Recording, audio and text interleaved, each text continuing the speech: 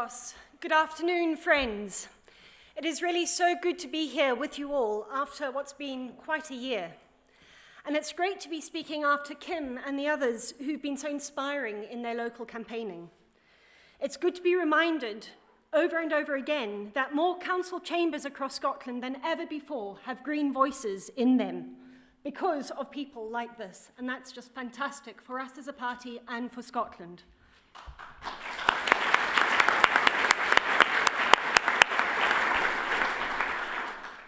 I was thrilled to hear that Pippa Hadley won a seat on Highland Council, that Steve Sankey is the voice of Greens in Orkney, and that Alistair Tollemache was elected in Stirling to carry on the work that Mark Ruskell had been doing.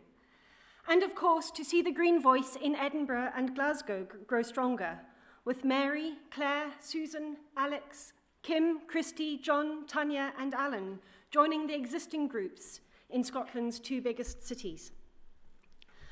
I enjoyed Per's address earlier, and especially finding out that he went to the same university as I did. You don't have to have studied environmental science at Stirling to speak here, but I guess it helps.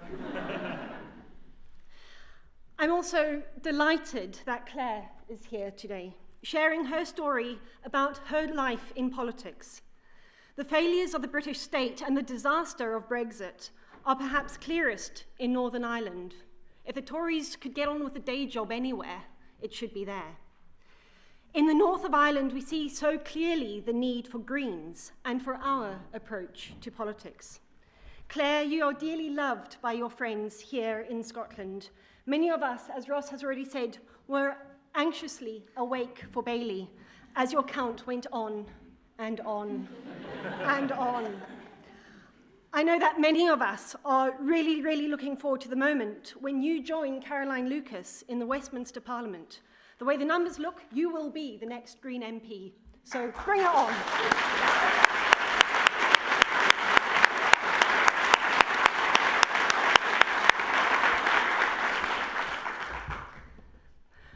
But back here to Scotland.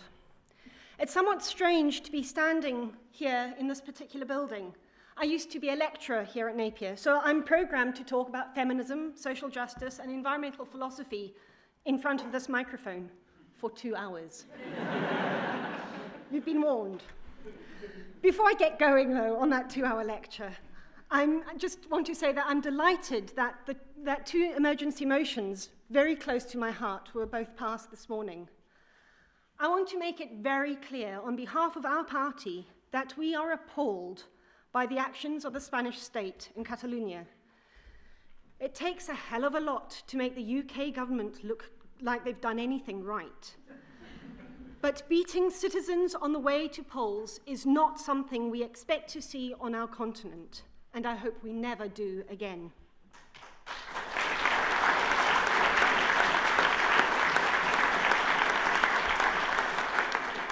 And hearing the news this morning that Robert Mugabe, the person who has overseen the social, health and economic decline of the country of my birth, has been appointed a goodwill ambassador for the World Health Organization just makes my blood boil.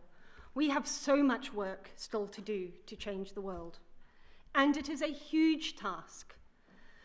But there are huge opportunities in front of us too.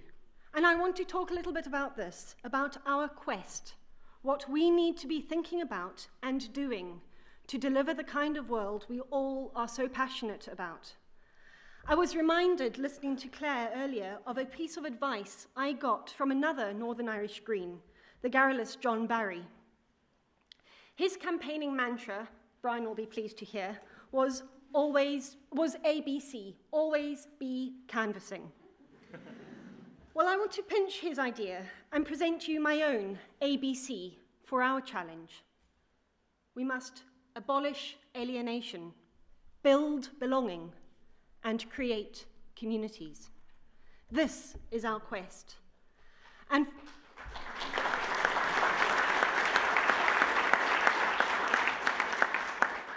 for us to do these things, we need to recognise that it is not just about MSPs and councillors, or even political parties. It is about working alongside our friends and neighbours in the wider movement, With this inclusive approach to politics, our belief that our politics and our economy can be different will come true. Now, as we all know, it's not going to be easy. But before long, other parties will be parroting our ideas. Ideas like an end to assaulting a child on the grounds that it is physical punishment. A campaign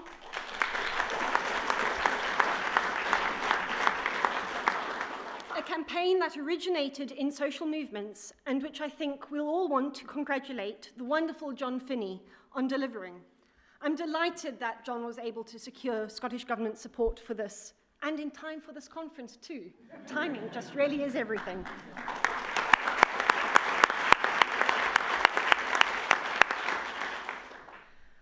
And I'm also delighted that the Young Greens are launching their much-needed campaign on mental health. The crisis in mental health is one of the greatest indictments of our system. It needs system change. And system change has always been what Greens are about. In the 1970s, a small group of people believed that peace, feminism, anti-imperialism, social justice, gay equality, nuclear disarmament, and the reality that we depend on the environment for our society and economy was so important that it needed its own political movement. Since then, we've come to see that this way of seeing the world cannot survive alongside free market fundamentalism. At its heart, over the last 40, 50 years, our politics remains unchanged. But at round about the same time, another ideology emerged, neoliberalism. The idea that people are subservient to the market, which has done so much to set our world back. The last 40 years has been a struggle between our ideology and the ideology of the wealthy elite. All the other parties have been neoliberal, some enthusiastically, some because they couldn't or wouldn't see the alternative. Now, the UK was always going to be a difficult place to make our kind of politics succeed. First past the post makes it difficult to get a toehold, and we didn't have the parliamentary route open to many other Green parties across the world. But we made a difference, and we did that through social movements, for women's rights, against nuclear weapons, for gay liberation, and for devolution to Scotland. And it was with that campaign for devolution that we were finally able to get the parliamentary platform we now enjoy. A strong, focused campaign in Lothian delivered the UK's first ever Green parliamentarian. And after 4 years of optimism, in 2003, people gave us 7 MSPs because they wanted us to shake the place up a bit, to bring cooperation into Holyrood, and to move away from the Yaboo politics of Westminster. Our MSPs in that term worked diligently on the important issues, but with a settled coalition, they were prevented from bringing about the change to the culture that was so desperately needed. In 2007, when we had the opportunity to join a government, we could have done what so many others in a similar position did, gone into government and traded influence and probably our principles for a comfy ride in a ministerial limo.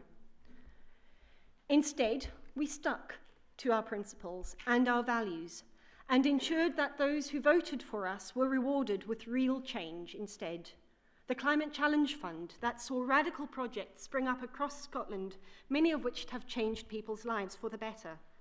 And the first green legislation in the UK, which recognised that a crime can be aggravated by prejudice, thus giving more protection to minority groups. What we discovered was that you don't need to be a minister to make real change. At the time, we had the opportunity for the first time as well to create real change at local government level. And we did just that. We were able to crack open the bureaucratic monolith and get councils to introduce participatory budgeting in Leith and Leith Walk. A small step, but one that has since been expanded across Scotland. The move for participation is now found throughout our country, And this is just part of the work underway to create the kind of empowered communities we want, where people feel they belong. Many of you will know that when I first moved the motion on introducing a living wage in Edinburgh, opponents got it confused with minimum wage and all sorts of other things. Now, it is Scottish Government policy for all public procurement. We stood for election saying that we could make a big change, even with a small number of representatives, and we proved that to be true. We need to make the case now that with a bigger number of elected representatives, we can and should be making even bigger change.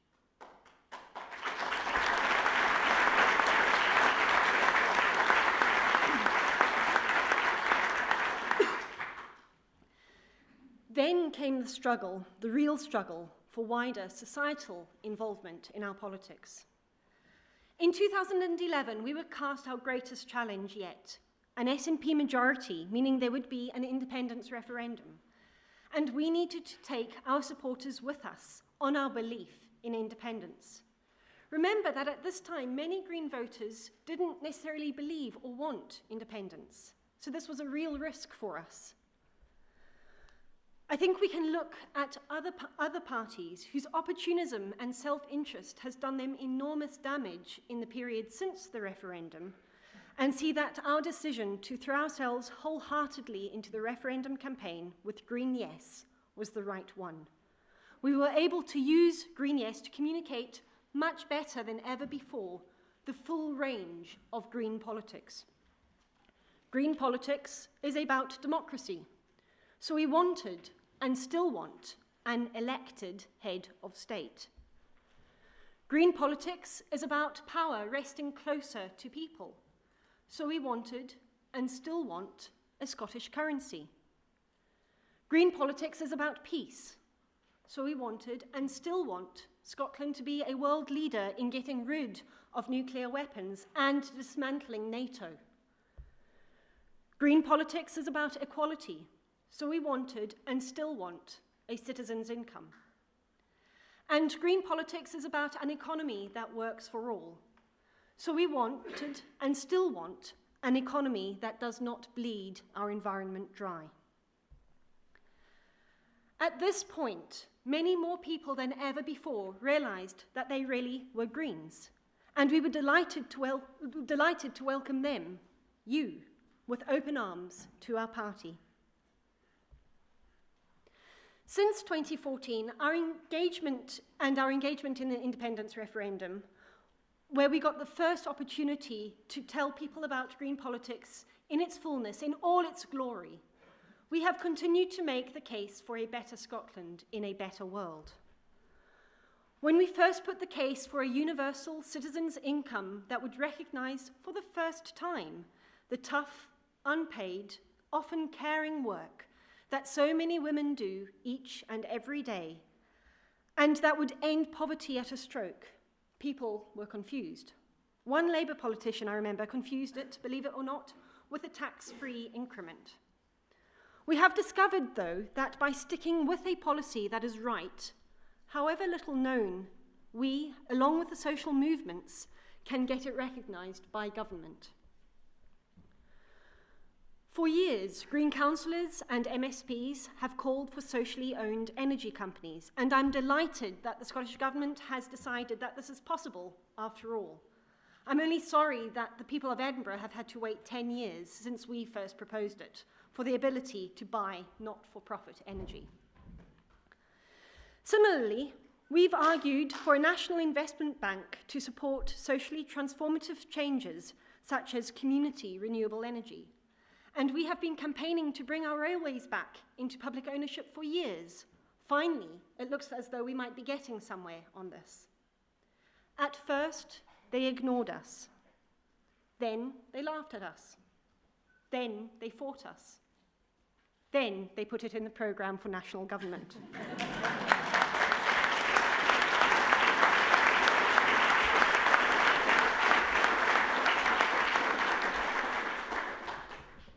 If Nicola's listening, there are many other pretty good ideas in this manifesto. Feel free to nick them too. But it hasn't just been our good ideas that we've seen change happen on. It's also been the bad ideas of others. I'm delighted to see that the policy with absolutely no justification, the tax cut for frequent flying businessmen, cutting air passenger duty, has been kicked into the longest of long grass. Let me tell you a secret. They'll never admit it, but they were scared of us and the pressure we'd put on them about this issue. So well done to our MSPs and well done to all of those campaigning on this issue.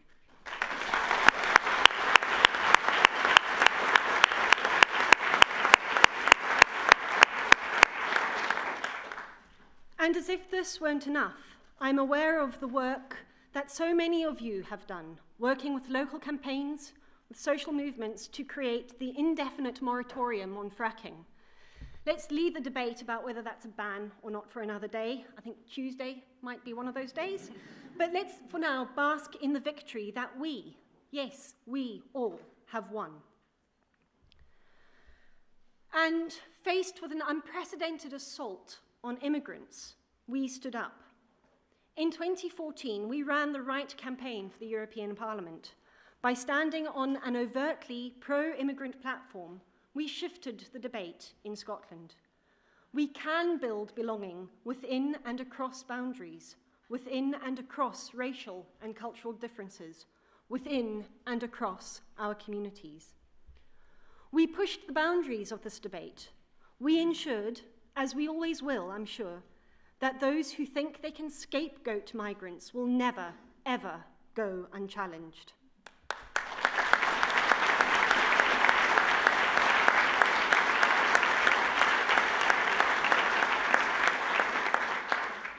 We helped create a different political environment in Scotland compared to the toxic, imperial nostalgia fest we see emanating from the British state.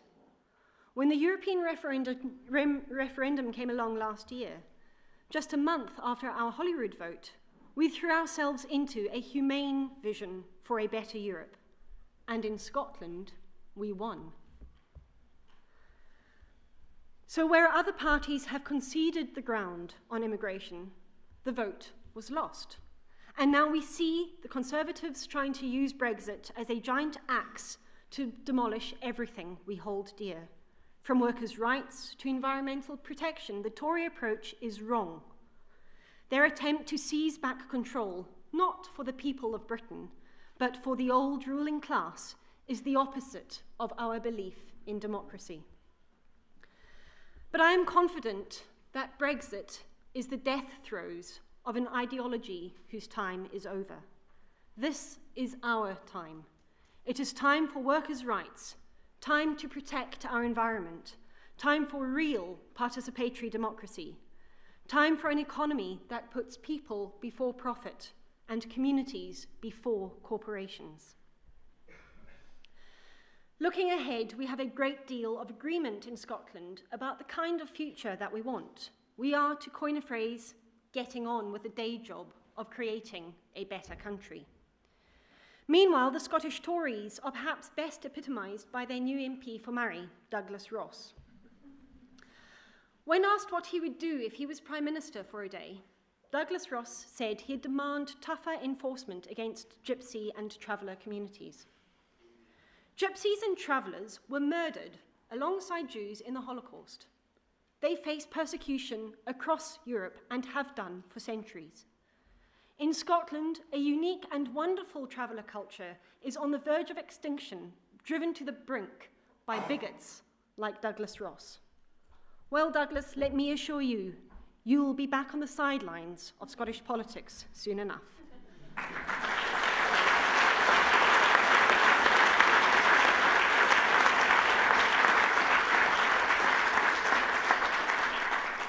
The progress in Scotland could not be more different to what we see at Westminster. While we are nationalising the railways, Theresa May is leading a train smash government. Ruth Davidson has the nerve to tell Scottish politicians to get on with a day job, while her government appears to think its day job is to create a circus. And short of an invitation to join that circus, that is the Tory cabinet, Davidson accepted the invitation to go on Bake Off. But I think just as people quickly went off Theresa May when they realised what she was, and are clearly seeing through the buffoonery of Boris Johnson, I fully believe the same thing will happen to Davidson, who is really just another Tory that the media is trying to persuade us to like.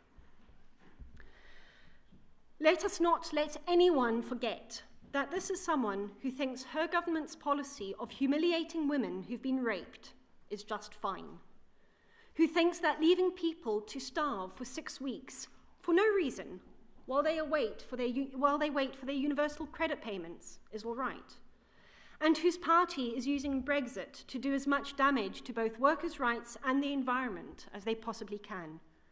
The devastating effects of these policies mean we must carry on the fight to abolish austerity, to abolish alienation. And I just want to mention one very stark consequence of austerity, the public sector pay freeze, highlighted so passionately to Alison, Patrick and me by nurses at the Royal College of Nursing yesterday.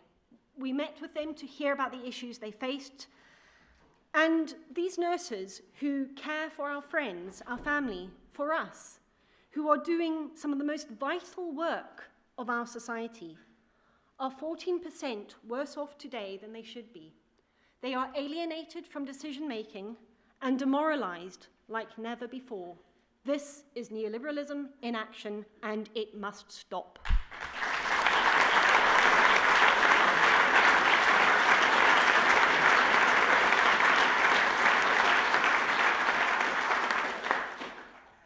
So, our journey to the new kind of politics, the better country we want, is far from over. We are still fighting neoliberalism, from schools policy in Scotland to global trade deals. We face two of the biggest crises in human history, an economy that is morally bankrupt and an environment that is in big, big trouble. It is at this time that the world most needs us and our approach. We must abolish alienation, we must build belonging, and we must create communities. And if anyone has the answer to these big two problems of the economy and our environment in crisis, these two problems that have one single cause, it is us. And it is our responsibility to step up to that challenge, that quest, now more than ever. It is no longer enough just to stop the bad things, like cuts to air passenger duty. We have to create an economy powered by renewables, designed by communities that work for all, not just in Scotland, but across the globe. And we have started that vital work. Now we need to see it through to its conclusion. The markets that have done so much to protect fossil fuel companies and their pollution must be transformed into systems that protect people and support their and our ability to care for each other and express our creativity in ways that provide solace for our souls. We need to make sure it is our vision of an economy for all, a welcoming society, and an end to inequality and discrimination that wins. And our approach of tenaciously supporting what is right, however unpopular with the establishment, being unswayed by the baubles of office or fads of the day, that approach is more important now than ever.